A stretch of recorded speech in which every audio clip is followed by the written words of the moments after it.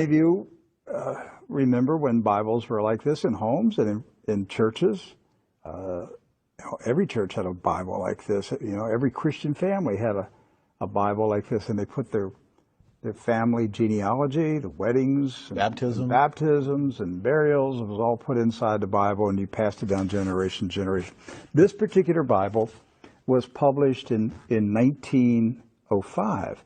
Now, the reason I brought it out is that I want to show a map that's in this Bible. Now, mind you, the Scofield Bible was not published until 1913. Right. And I have in my office an original 1913 Scofield, which was the introduction of the Zionist Masonic heresies about a future state of Israel and separating the church from Israel and all that rapture stuff. That's where it came from. It was a Masonic Zionist heresy that was introduced into the American churches in 1913. This is a 1905 Bible. Pre-Scofield. Pre-Scofield, with no Scofield notes in it. So, you open it up, and this is on page 13. I mean, this thing's big. I want to show you. Here is a map of the Holy Land. And it says, what? Oh, Palestine of the Holy Land. They misspelled Israel. No. Palestine. Palestine. Huh. And all these Christian Zionists that tell me, Rick, there's never been a Palestine. All right, so here's a still. There it is. Let's zoom in and show you here. Yeah. So, yeah, you hear these people like John Hagee, there's never been a Palestine. Well, look at this Bible map from 1905. And most Bibles, yes, from then had a map of Palestine. And Palestine is in the Bible itself, in the Old Testament. So we're showing you this just because I'm trying to break through the propaganda, the confusion, the lies that the Zionists have implanted in millions of minds of Christians in America, and told them there's never been a place called Palestine. But I have a map, Rick. Right there it is. So, with that in mind, do you know who lived in Palestine? Palestinians? Palestinians. I got that one right. Palestinians. And Palestinians were Jewish, Christian, and Muslim. Right. They weren't a particular faith. They were citizens of a particular country. Palestine. They were all Palestinians. Yes. Jesus was a Palestinian. Look at this. Okay? So Israel has never meant a political country. It's always meant the people of God. Yes.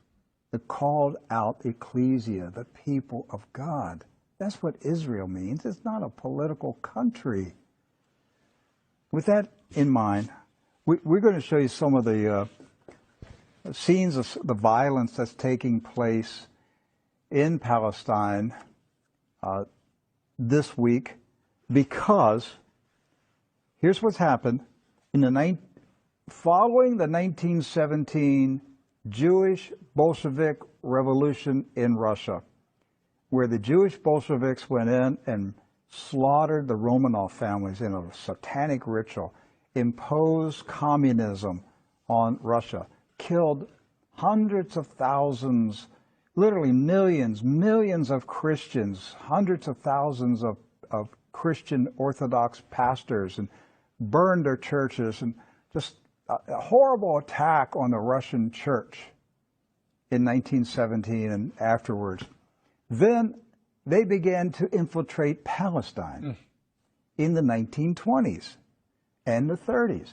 In the 1930s, there was a congressman in Texas, Lyndon B. Johnson, and he was smuggling guns and rockets and grenades from Texas to Palestine, putting them in the hands of the Jewish communist terrorists that were infiltrating Palestine. There was no Israel, no state of Israel. It was Palestine. And they crow about that. That's not a conspiracy theory. That's right from the Lyndon B. Johnson Library. The crates were marked Texas grapefruits.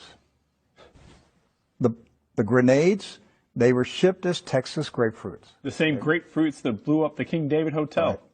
So the 1920s, the 30s, and into the 40s, the European Ashkenazis invaded Palestine, infiltrated.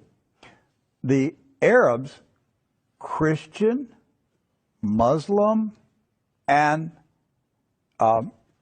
Jewish, all Palestinians, were alarmed by the arrival of the communist Ashkenazis from Europe. The so-called Jewish settlers were killing. They killed the Jewish residents of Palestine. Yes. You understand that? They killed the Jews who lived in Palestine. They killed Christians. They killed Muslims. They finally got enough critical mass that they had enough numbers that they took over Palestine and declared their independence in 1948. And Harry S. Truman, a 33rd degree Freemason, quickly recognized this new country as a real country. And that's how we got to 1948 and the State of Israel. There's never been peace in the Middle East since that day. That day is marked by all Palestinians as a day of disaster. Nakba. A day of disaster. The disaster continues to this day. The Ashkenazis invaders continue to take the land, the homes of the Palestinians who have resisted, refused to leave their houses, refused to leave their farms. It's not about Palestinians trying to chase out Jews. It's Jews who are trying to chase out Palestinians. And to this day, since 1948, they're still fighting them, trying to make them leave. Right. And these Palestinians have been